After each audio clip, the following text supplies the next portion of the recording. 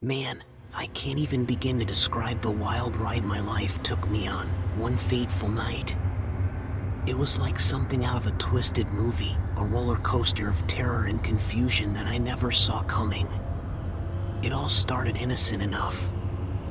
I was just walking home from a late shift at the warehouse, trying to shake off the exhaustion as I made my way through the dimly lit streets. My mind was on autopilot, lost in a haze of tiredness, when out of nowhere, a car stopped right behind me. I turned around to see two guys stepping out of a black car with tinted windows. Before I could even react, these two guys jumped out, all masked up looking like they were ready to hurt someone. They were shouting my name, accusing me of being someone I had never even heard of. They were speaking a language that sounded like it was Russian or something. I was trying to tell them that they had the wrong person, but they didn't seem to care about what I was saying. They shoved me into the back of their car, and I felt like my life had ended right there in that moment. They were much larger than me and very stronger. It would have been a waste of my time to try to fight them. They slammed the trunk shut, and suddenly, I was trapped in darkness, the muffled sounds of the city outside a stark reminder of how screwed I was. I could feel the car moving every twist and turn a punch to my gut, reminding me of how helpless I was. Time seemed to stretch, an eternity of bumping and jostling as they drove to who knows where.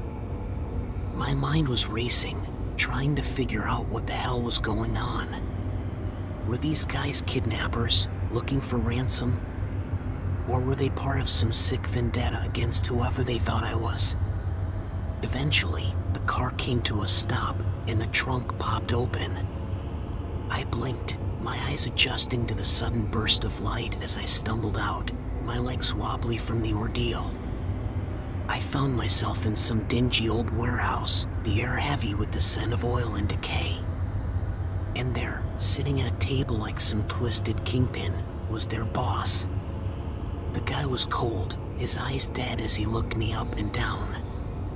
He didn't waste no time, just cut straight to the chase. He starts shoving me around and once again yelling in a foreign language. I was trying to plead my case, my voice shaking as I told them they got the wrong guy, that I ain't never been involved in whatever shady business they were mixed up in. But they ain't having none of it. The boss just leaned back, that cold smirk spreading across his face as he said they were gonna make me pay, one way or another. I could feel the weight of his words, the reality of the situation settling in like a heavy cloak. They were about to make their move, about to do God knows what to me, when suddenly, the boss's phone rang. He shot me a glare, cussing under his breath as he answered the call. I was just standing there, my heart racing, the seconds feeling like hours as I waited for whatever was gonna happen next. He hung up the phone, his face twisting in anger. Turns out, they had the wrong guy. They realized their mistake, and the boss was furious. He gave his goons an earful, telling them they had messed up big time, all while I'm just standing there, my mind swirling with a mix of relief and confusion. He turned to me, his eyes colder than ever, and told me they were gonna let me go. Said I better keep my mouth shut about what went down, threatening me with all sorts of gruesome stuff if I ever spilled the beans. I was just glad to be getting out of there, to be alive and in one piece. They dropped me off miles away from where they found me, telling me to find my own way back. I was in the middle of nowhere, man, no idea where I was or how to get back home. It took me damn near an hour of walking and asking for directions before I finally stumbled back into familiar territory. The whole walk back, I couldn't shake the feeling that I was being watched, that those guys were still out there, lurking in the shadows. It was like every noise, every gust of wind was sending shivers down my spine. I felt like I was in some sort of twisted game, like I was just a pawn in their messed up scheme. When I finally got home, I collapsed onto my couch, my mind reeling from the whole ordeal. I couldn't believe what had just happened, couldn't believe I had been mistaken for someone else and dragged into some crazy criminal mess. It was like a nightmare I couldn't wake up from, a twisted tale of mistaken identity and the danger that lurks in the shadows of the city streets. And as I sat there, catching my breath and trying to wrap my head around it all, I couldn't help but wonder, who the hell were those guys after, and what had they gotten themselves mixed up in? It was a question that would haunt me for a long time, a reminder of the thin line between innocence and danger in a world where mistaken identity can lead you down a path you never saw coming.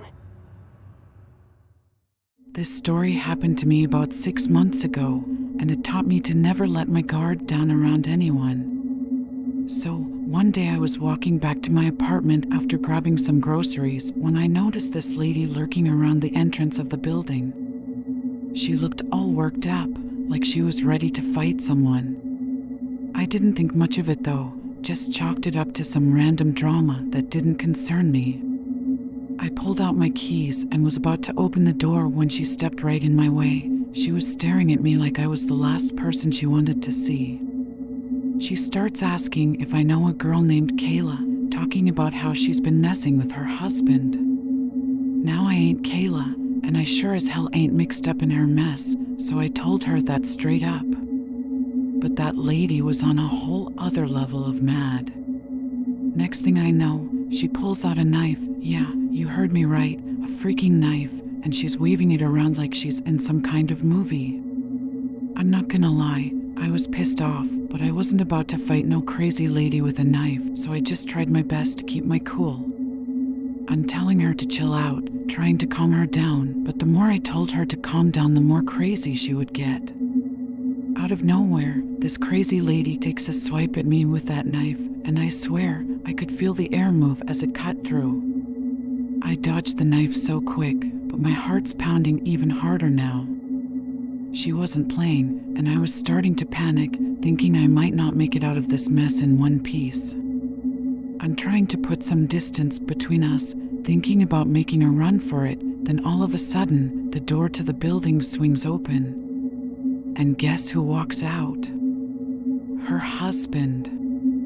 He's standing there, holding hands with none other than Kayla herself. I'm standing there, staring at them, my mind trying to process what the hell is going on. The lady with the knife, she freezes too. Her eyes got wide when she saw her husband with my neighbor Kayla. I think she was so shocked when she saw them because the knife fell from her hand onto the ground. Her husband looks at her, then at me, and then back at her. I ain't ever seen a more awkward silence in my life. Kayla was just standing there, looking a mix of embarrassed and scared. And I'm standing there, feeling like I'm in some kind of messed up reality TV show. All I was trying to do was take my groceries inside and go about my business, but instead I was mixed up in some drama that had nothing to do with me. The husband finally opened his mouth to saying something, and the whole time he was saying he messed up, that he's been lying to both of them, stringing them both along. And they're both just standing there, looking at him like they don't even know who he is anymore. The lady, she's crying now, as if she wasn't the same person just taking a swing at me with a knife. I felt bad for her. She turns to me, apologizing for what she almost did, but honestly, I'm too shocked to even know how to respond. I'm just standing there, still processing everything that's happened. Kayla starts yelling at the husband, telling him off like I've never seen before. And that's when it hits me, this whole mess ain't even my problem. I'm just a bystander caught in the crossfire of their messed up lives. I turn away from the drama, feeling like I've stumbled into someone else's soap opera. As I finally make my way into the building, I can hear them still going at it behind me. I head up to my apartment, shaking my head at the craziness of it all. I mean, who knew a simple trip for groceries would turn into a front row seat to someone else's relationship implosion? And that night, as I sit on my couch eating the groceries I went out for in the first place, The story I'm about to I tell couldn't you is help a sad but laugh story about that how I was happened to my about to get neighbor my face across cut the up just for street. being at the wrong place at the So, wrong the time family and for who lived looking like the across the intended street were target. always very friendly. But They were hey, just like at any least I other got a family story in our to tell. neighborhood. In their house lived a married couple and their 2 young adult sons.